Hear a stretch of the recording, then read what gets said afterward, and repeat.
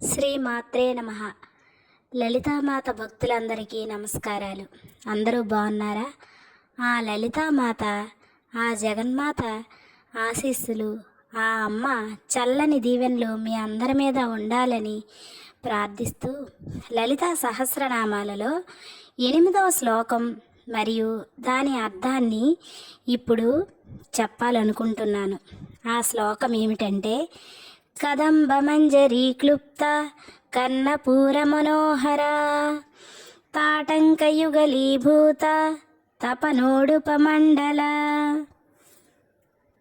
కదంబ మంజరీ క్లుప్త కర్ణపూర మనోహర అంటే అర్థం ఏమిటంటే, సర్వేశ్వరి అయిన ఆ అమ్మ ఆ జగన్మాత చెవులకు ఆభరణములుగా ధరించినట్టి పూల గుత్తులు అతి మనోహరమును కలిగించుచున్నవి అనేది ఈ నామం యొక్క భావము. సర్వేశ్వరి అయిన జగన్మాత చెవుల ఆభరణాలు చాలా అందంగా కనిపిస్తున్నాయట. వాటిని వర్ణించారు. తాటంకయుగలీభూత తపనోడుపమండల అనగా ఈ సమస్త జగత్తునకు మూలమైన అమ్మ చెవికి దుద్దులుగా సూర్యచంద్రులే ప్రకాశిస్తున్నారు. వారిరువురిని చెవులకి దుద్దులుగా అమ్మ ధరించింది కనుకనే ఈ నామమునందు తాటంక యుగలీభూత తపనోడుప మండల అని స్తుతిస్తున్నాము. అంటే అమ్మ చెవులకు పెట్టిన దుద్దులు సూర్య చంద్రుల వలె ప్రకాశిస్తున్నవట. అమ్మని చూడటం మన తరం కాదు. ఆ అమ్మ నిజంగా కనిపించిందంటే, ప్రత్యక్షమైందంటే మన కళ్ళు ఆ కాంతిని తట్టుకోలేవు.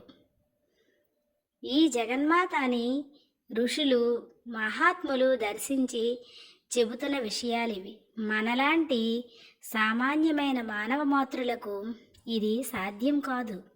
కానీ అమ్మని కళ్ళారా చూడకపోయినా వాళ్ళు వర్ణించిన ఈ శ్లోకాలను బట్టి మనం ఊహించుకోవడం జరుగుతుంది. అంతేకాని అమ్మని మనం కళ్ళారా చూడలేం. అమ్మ చేసిన లీలలు అనుభవించగలం కానీ అమ్మని స్వయంగా మనం చూడలేం. మనం చూడలేకపోయినా అమ్మ మనల్ని ఎప్పుడూ కూడా ఎల్లవేళలా మనల్ని ఒక కాపు కాసి ఉంచుతుంది. ఒక సామెత ఉంది కదా, నా దేవుడుండగా అడవిలో కూడా బువ్వ పుట్టును అని.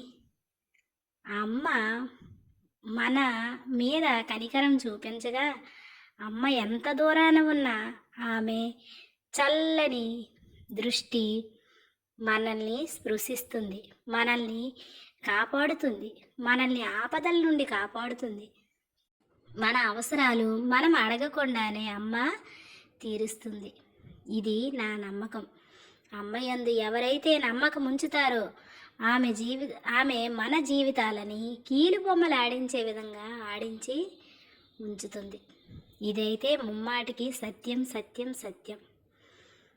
ఇక తర్వాత నామాల అర్థాన్ని తర్వాత వీడియోల్లో చెప్పుకుందాం. స్వస్తి.